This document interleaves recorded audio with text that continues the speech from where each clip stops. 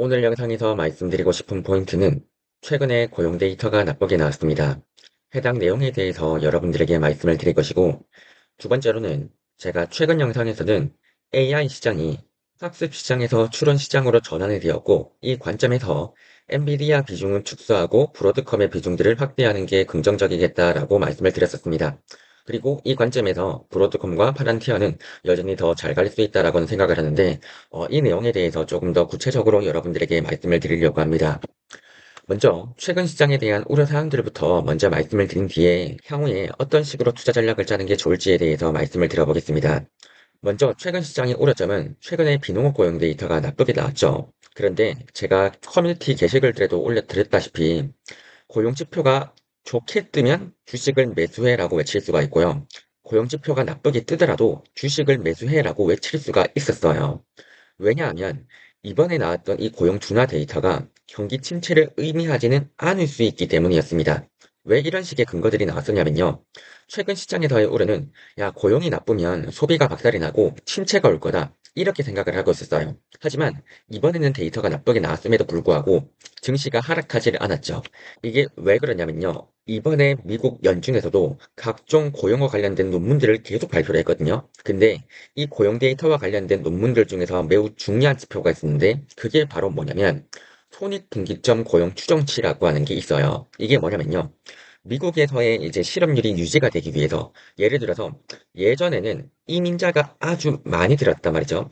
이민자가 한 16만 명 정도가 들어왔다 보니까 적어도 일하려고 하는 사람들이 16만 명이나 있다면 월간 고용은 15만 명 정도가 돼야지라고 하는 게 예전에 분석 자료였습니다. 그러니까 이 내용이 중요해요. 봐요. 원래 미국에서 일을 구하려고 했던 사람들이 16만 명이었습니다. 그런데 이 이민자들을 최근에 다 방출시켰잖아요. 그래서 이제는 일하려고 하는 사람들이 매우 많이 줄어들었다고요. 그러면 월간 일자리 숫자 자체도 더 줄어들어도 되는 거잖아요. 이게 이해가 되시나요? 과거에는 16만 명이나 일하려고 했었고, 그러다 보니까 고용도 많이 늘어났어야 되겠지만, 지금은 이 이민자들을 다 방출을 해가지고 월간 적정 고용이 3.2에서 8.2만 명 이 사이에 있으면 적절하다라고 말을 할 수가 있다고요. 기존에는 15만 명이 되어야지 야 적절한 고용입니다라고 말했다면 이제는 야 3만 명 정도만 고용이 나오더라도 이거 적절합니다라고 이야기를 하는 게 최근에 나오고 있었던 논문들이었습니다. 자, 그래서 이번 지표들은 어떻게 떴느냐? 이번에 고용이 매우 나쁘게 했었어요. 특히나 이 손익분기점 고용이 감소할 수 있는 지표들이 떴습니다. 자, 그러면 이게 바로 침체냐라고 했을 때 침체가 되려면 이 손익분기점 고용이 낮은 상태에서 실업률이 증가해야 됐습니다. 그런데 이번에 지표는 어떻다? 이 손익분기점 고용이 감소할 수 있는 근거들은 꽤 많이 보였어요. 그런데 실업률이 안 올랐습니다. 그래서 지금 일단 시장의 뷰는요. 정상 아니면 침체예요. 지금 이 호황이라고 보기에는 어렵습니다. 지금은 정상 아니면 침체인데 이번에 실업률은 4.3% 정도로 양호하게 나와줬기 때문에 지금의 컨센서스는 정상이겠네 라고로 가는 거예요. 하지만 미래에는 침체 가능성들이 있죠.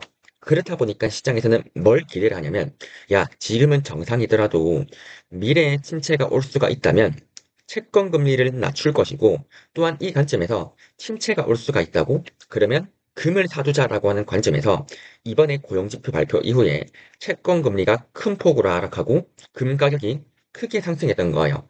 그런데 또 동시에 특이했던 흐름들이 지금 당장은 정상인 환경이잖아요. 그렇다 보니까 야 지금 당장이 정상이라면 약간의 위험자산 선호 심리들도 있을 수 있겠죠.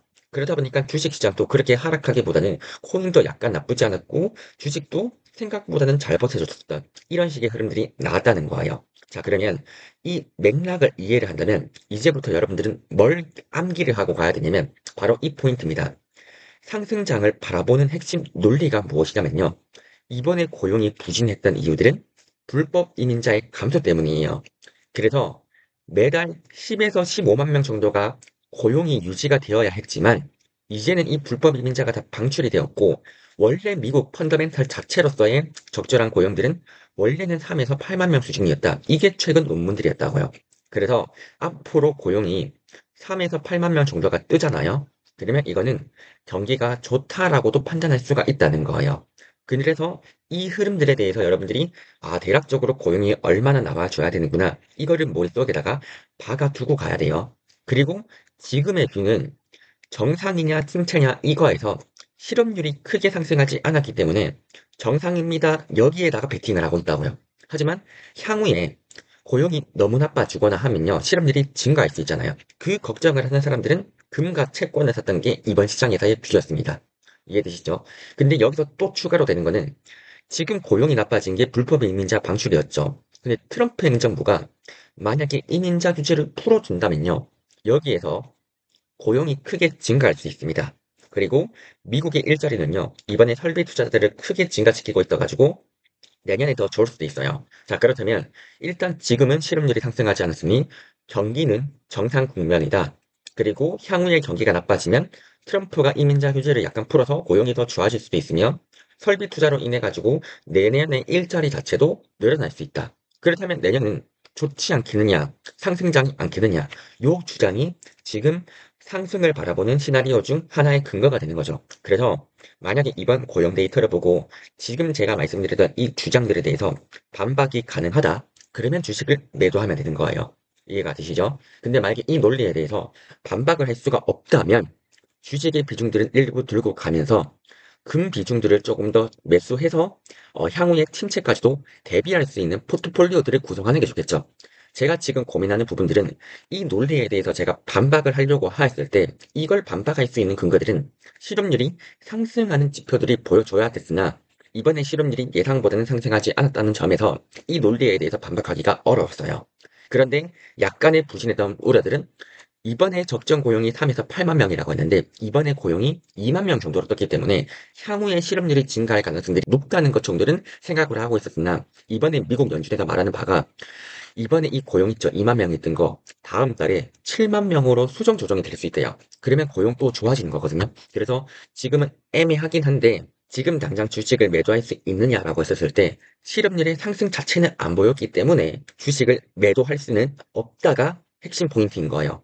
하지만 고용이 상당히 나빠진 것도 명백해요. 그래서 금의 비중들은 충분히 들고 가야 됐고 저는 금 레버리지를 가지고 있기 때문에 경기 침체에 대한 리스크들은 일단은 대비해 놓은 상태다. 이렇게 바라보는 게 제 뷰인 거죠. 자, 그러면 이제 이거와 더불어 가지고 지금 주식을 가지고 가고 있다면 어떤 거에 대해서 가지고 가야 되느냐가 중요해요. 왜냐하면 지금은 AI 버블이 발생할 수 있기 때문이에요. 그래서 AI 시장에 대해서 분석을 해야 되는데 지난번 영상에서 제가 자세하게 설명드렸지 않아가지고 오해하시는 분들이 있을 것 같아서 다시 한 번 더 말씀을 드릴게요. 지금 AI 시장에서 변화가 나타났다는 이 핵심 포인트는 뭐냐면요. GPT-3에서 GPT-4까지는 생산성이 정말로 크게 향상을 한 게 맞았고, 저 또한 체감을 했었습니다. 그런데 GPT-4에서 GPT-5까지는요, 생산성의 향상이 그렇게는 높지 않았어요. 비유하자면 어떤 거냐면요. 여러분들의 성적이 40점에서 80점까지는 올리기 쉽습니다. 하지만 80점에서 100점까지 올리기는 어렵다는 거예요. 그래서 잘 생각하면 80점에서 100점 맞으려면요. 정말로 미친 듯이 투자를 많이 해야 되는데 성적이 생각보다 안 오른다고요. 지금이 바로 이 구간들에 있는 거예요. 이해되시나요? 그래서 조금 더 쉽게 비유하자면 이런 겁니다. 전교 꼴등에서요. 상위 10%까지 올라오는 건 어느 정도 할만해요. 그런데 상위 10%에 든 친구가 전교 1등이 된다? 이건 어렵다고요. 그러니까 전교 1등, 2등, 3등은 상당히 어려운 건데 지금 AI 시장에서의 핵심 뷰는 전교 1등으로 갈 거니 요거에 대해서 의문을 품고 있는 단계인 거예요. 자, 그래서 비유하자면 이런 거거든요. 지금은 어느 누구나 조금만 돈을 투입하잖아요. 그러면 누구나 상위 10%가 될 수 있습니다. 그러니까 AI 반도체에 대해서 내가 투자를 조금만 한다. 그러면 성능이 전교 꼴등에서 상위 10%까지는 올릴 수 있고 이게 난이도가 쉽고 비용도 적게 들어요. 그래서 누구나 상위 10%가 가능한데 문제는 이거예요. 상위 10%에서 전교 1등으로 가려면 난이도가 훨씬 어려운데 비용도 훨씬 많이 들어요. 그래서 이걸 도전할 수 있는 기업들은 마이크로소프트, 메타, 구글, 아마존과 같은 빅테크 기업들 쪽에서만 할 수 있는 거예요. 그래서 이 기업들이 상위 10%에서 누가 전교 1등 되느냐? 요거에 대해서 지금 이제 의문이 드는 거죠. 야, 빅테크들도 최근에 이 성적을 봤는데 과연 도전하고 싶을까? 여기에서 의문이 드는 거예요. 제 의문점도 여기에 있는 거예요. GPT-4에서 GPT-5까지 갔죠. 근데 이번에 성능이 별로 안 올랐다는 거예요. 근데 지금 이 전교 1등이 되려면 기존에 쏟았던 이 투자 비용보다 거의 2배, 3배에 해당하는 금액들을 쏟아야 된대요. 자, 그러면 80점에서 81점으로 만들기 위해서 여러분들은 전 재산을 쏟을 수 있냐고요. 만약에 이 내용들에 대해서 이 전교 1등으로 도전을 하겠다. 그리고 이걸 도전하는 사람들이 많다. 그러면 엔비디아가 가장 큰 수혜를 봅니다. 이해되시죠? 그런데 만약에 이 전교 1등 말고 전교 꼴등에서 상위 10%로 도전하는 사람들이 많아진다. 그러면 브로드컴이 가장 큰 수혜를 보는 거예요. 그리고 이와 동시에 상위 10% 정도의 성적을 가지고 있으면요. 팔란티어와 같은 소프트웨어 기업들을 만들어가지고 돈을 버는 기업들이 생길 거라고요. 여기에서 팔란티어와 같은 소프트웨어 기업들도 수혜를 보겠구나. 이 관점을 이해하는 게 중요하다라고 말씀을 드렸던 겁니다. 그래서 지난번에 영상에서 엔비디아의 비중보다는 브로드컴의 비중들을 확대하는 게 좋지 않을까라고 했던 게 제 생각이었던 포인트였던 거예요. 근데 제가 종목에 대해서 구체적으로 코멘트 드리기보다는 시황에 대해서 코멘트를 드리는 게 더 좋다 보니까 이렇게 말씀드렸던 거고, 오늘은 여러분들이 조금 더 그냥 명백하게 제 뷰를 잘 전달드리기 위해서 이렇게 코멘트를 드렸다. 이 부분입니다. 자, 그럼 여기서 의문점이 들겠죠. 과연 지금 사도 되는가? 이 부분들에 대해서 코멘트를 드리자면, 엔비디아는요, 지금 주당 순이익이 3.5달러 정도인데, 이게 2년 뒤에는 5달러가 되어 있을 거예요. 이 5달러가 왜 될 거냐라고 하면, 전 세계에서 전문가들의 전망치에서 중위값이 5달러예요. 그러니까 2년 뒤에 미국의 엔비디아의 가격, 주당 순이익이 5달러가 될 것이라고 예상하는 사람들이 전 세계 기관 투자자들의 중위값인 거예요. 표준 편차는 대략적으로 4에서 7달러 사이다라고 보시면 되는데 중위값은 5달러다. 그래서 이 중위값으로 바라본다면 기관 투자자들 입장에서는요. 150달러가 되잖아요. 그럼 멀티플이 30배 이하라는 거예요. 그러면 이쯤부터는 매수를 할 수가 있겠죠. 그래서 제 목표는 뭐냐면요. 저는 지금 엔비디아의 멀티플이 막 35배 이렇게 될 때는 매수하고 싶지가 않아요. 엔비디아 멀티플이 180달러일 때는 저는 이거 멀티플이 비싸다고 생각해서 매수하고 싶지 않았어요. 그런데 엔비디아의 멀티플이 25배에서 30배 정도가 된다면 매수할 만한데? 라는 생각이 전 들 것 같은 거예요. 그러니까 여러분들이 생각하기에 이 주식이 싸고 비싼지는요, 멀티플로 판단을 하면 돼요. 여러분들에게 멀티플 25배 쌉니까 비쌉니까를 물어보는 거죠. 그러면 제가 보기에는 야, 미국에 이제 최근 10년간의 멀티플이 24배라는 것들을 고려했을 때 최근 엔비디아의 멀티플이 25배까지 내려온다? 그러면 최근 10년간의 S&P 500의 평균이랑 똑같은 거예요. 그러면 전 싼 데라고 칠 수 있는 거죠. 이해되시죠? 그래서 제가 보기에는 엔비디아 멀티플 꽤 저렴해지는 것 같네? 그럼 매수할까라고 하는 생각이 들고요. 그 다음에 중요한 게 앞으로 엔비디아의 주당 순이익이 그렇게나 크게 변동되지 않을 수 있어요. 이 말의 뜻은 뭐냐면요. 그만큼 실적 예상도 하기 괜찮다는 거예요. 실적이 크게 상승하지 않고요. 지금과 같이 어느 정도 예측 가능 범위로 내려오게 되면요. 적정 주가 예측이 아주 안정적으로 되는데 그렇게 되면 멀티플 25배 상당히 매력적일 거예요. 제 입장에서는. 만약에 브로드컴을 바라보죠. 브로드컴은요. 2년 뒤의 실적이 4.0에서 11달러까지로 바뀌는 게 중위급이에요. 그럼 잘 생각해보죠. 4달러에서 11달러는 너무 변동성이 크지 않아요? 제가 보기엔 이 변동성이 너무 크기 때문에 오차가 분명 발생할 수 있어요. 자, 그러면 지금 시장에서는 11달러까지로 바뀔 거다라고 생각하면서 멀티플 33배를 줘가지고 330달러가 된 거예요. 근데 이 실적 변동성이 너무 크기 때문에 저는 약간 걱정되는 거죠. 그래서 이런 종목 같은 경우에는 저는 멀티플을 막 30배 부여하기가 약간 부담되는 거예요. 그래서 이런 경우에는 멀티플 한 25배 정도를 주면 괜찮지 않을까라고 생각을 해서 브로드컴이 한 260이나 270 정도까지 내려오면 매수하고 싶은데 이런 생각이 드는 거예요. 이해되시죠? 그래서 이 주당 순이익이라고 하는 포인트로 무조건적으로 주가가 막 크게 올라가는 거, 순이익이 올라가는 게 좋냐라고 물어보면 좋은 게 명백합니다. 좋은 게 맞아요. 좋은 게 맞지만 이런 경우에 멀티플을 막 30배, 40배 주는 게 적당하냐에 대해서는 생각을 해봐야 되는 거예요. 지금 멀티플이 30배에서 40배에다가 베팅하는 사람들이 많기 때문에 뭐 이것도 나쁘지는 않겠지만 제가 보기에는 워낙에 어찌 보면 오차가 있을 수도 있다 보니까 보수적으로 한다면 멀티플 25배 정도를 부여해가지고 매수를 하면 적어도 내가 크게 손실을 볼 가능성들이 낮겠네? 이런 것들을 고려하면서 제가 매매를 할 수 있는 거죠. 이해되시죠? 그래서 요런 뷰에 대해서 여러분들이 인지도를 가지고 매매를 하면 괜찮지 않을까라고 생각하고 AI 시장은 상승할 수 있지만 제가 보기에는 9월 달에 조정을 줄 근거들도 있긴 합니다. 그 뷰가 어디에서 나오냐? 여기서 나온 거예요. GPT-4에서 5로 가능한 점.